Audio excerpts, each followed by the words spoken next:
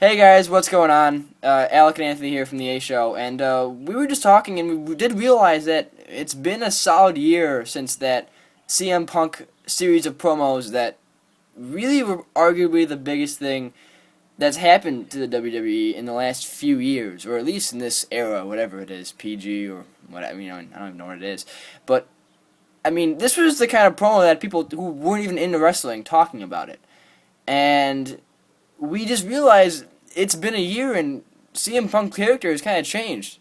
And then this video is going to be about how is it true that he's gone from the voice of the voiceless to Just a sellout Yeah. is what's on my mind. I mean, if you look at it, after he sat down full Lotus style in front of the stage and started talking about all the things that he hated about WWE and why he was going to leave, quote unquote, before Vince McMahon reinstated his contract and all that. That series of episodes was really, really awesome, and I'm sure a lot of people thought legitimate change was coming because of CM Punk. So, what has actually happened over the course of a year? Kind of nothing. No. I know just one of the bigger ones, for me, at least that comes to mind, was he said this belt has been far too ugly for far too long, and the belt's exactly the same, and he hasn't said a word about it. He's been champion for 6 months, Right. 7 months.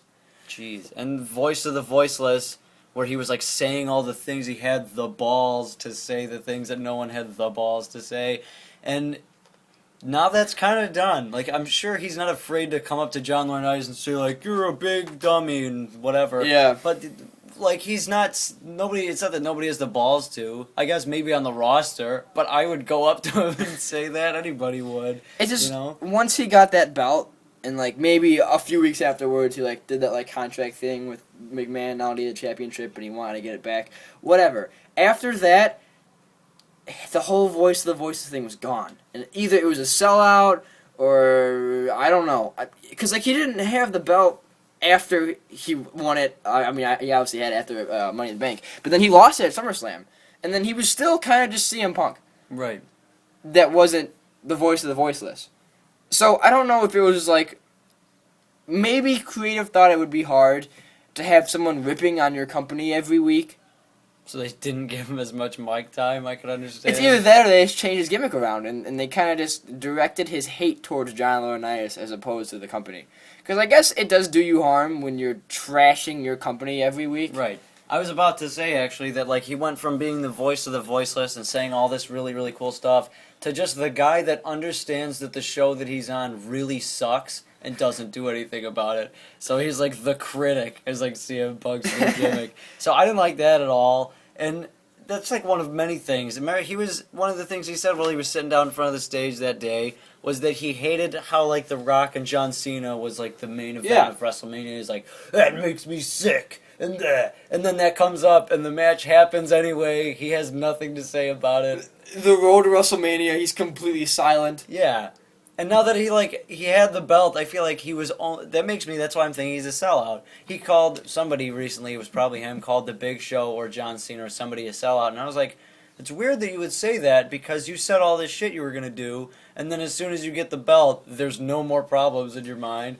And he has nothing to fix now. He's just rolling. It's I got the belt, best in the world. Fine, you can have that, I guess, because you have the belt. If you want to give that legitimacy to the belt, that works.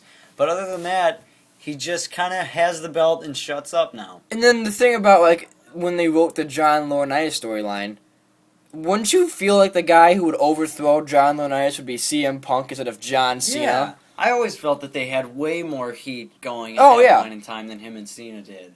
And the ironclad contract giant businessman, it just didn't seem like it was necessary. I felt like you spend weeks and months building up this feud or hatred between CM Punk and Johnny Ace, and then when the time to fire him comes around, he's not even there. Right. He looked at him when he got fired. Remember? And he did one thing with the WWE 13 poster. And told some jokes along the way. Yeah. No, I don't even count that. I thought they were freaking dumb. It was they just wanted to get CM Punk out there. It had nothing to do with the development between Laurinaitis and CM Punk. So it's just obvious that the Punk that got a lot of people into wrestling and kind of turned the company on its ear for a few weeks is now turned into your different edgy face champion. Agreed. There's He's a- like the anti-hero is what everybody Yeah. seems to label him as, and I can understand why. He fits that archetype pretty well. I'd say that.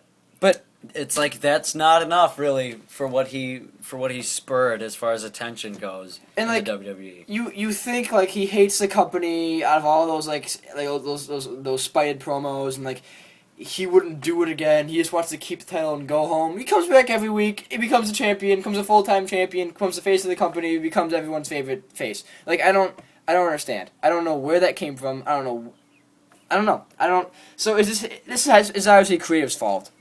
Is it? Yeah. Do you think they? What is a huge part of this is? Do you think the shoot was scripted?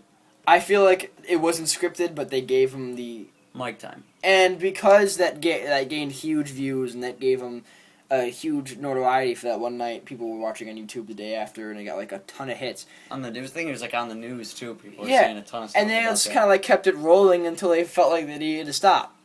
And I can understand. I get it. Your lead, wrestler is making fun of your company. But you got to say that wasn't his only thing. His issues he had with the other wrestlers and like the way that the business carried itself. It's like is the thing that he said all those things about what he doesn't like about the company, and they decided like, oh well, we do like these things, so shut up, or like you know what I mean? Or was it like legitimately he just kind of stopped pushing it once he got the belt? No, I kind of felt like maybe they felt like it would be clustered having a storyline and have him still be, the anti-hero. Like him and Jericho, those feuds. I guess it might have felt like there was too much going on if you have the whole drink thing and then you have the whole I'm against the company thing. It kind of might seem out of place. And maybe creative could have thought or felt that it was stale. It could have gotten stale. I mean, how long could a gimmick last where you're making fun of your company? I feel like there's a medium between that and and doing nothing. You know what I mean? Yeah. It's like look at what he's doing now. I love that he's fighting Daniel Bryan. Yeah. But it's not really. There's really nothing really else going on there. Kane got involved, so I'm totally out. But as long as Daniel Bryan and him are fighting, I'm cool. Yeah. But that doesn't have anything to do with like changing the business and No. all that. What they could have done, and maybe could still do, is have Vince McMahon return or like try like to stop him in like a more massive way. Just like they would in like corporation style kind of. Like try to get somebody to cheat in all of his matches. Like that guy cannot have the belt for the stuff that he said about me and my family and all that. He's a disgrace to the traditional wrestler and all that.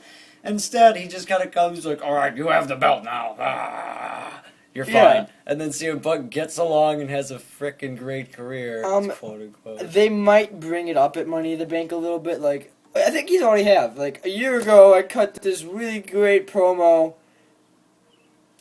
Let's go fight Kane. Like, I kind of feel like that's Things gonna have changed now, like, just accept things it. haven't changed, and I don't think. I don't think you can change your company with a gimmick. I mean, like, they don't even have to do that. Just show that, like, his character is still very, like, resilient and is still trying to do things. You know, Even if they just had okay. him change the belt, that might be enough. I mean, like, I'd want more, but if they did, that's something. It it shows a little weight into what he said. Like, For obviously, sure. everything he said wouldn't come true. And But then, just one of them. or just to show that he was doing something instead of just getting people riled up for the company. For sure. Well, I think that's going to close it for today. We would like, and it could still happen, for CM Punk to kind of pick that old, like, voice of the voiceless up, especially with that promo of, like, the revolution and everything for Yeah. the new game. Like, maybe he'll start feeling that, or WWE will start feeling that for his character, and, like, give him a little more fire, a little more ambition like he had during the promo last year. Yeah. I completely agree. But are we saying CM Punk's a sellout? Well, yeah, I mean, I love his wrestling, and I do think he's one of the best on the roster right now, but how can we not think that his character is a sellout after all the stuff that he said he wanted to do and then never did? Is it being a sellout, though? Like, yeah, once you got the championship and now you just, drop all your problems because you have the belt is what it seems like. Yeah, no, that makes a lot of sense. He may as well, yeah. I was about to say, I like CM Punk. You do, we both do.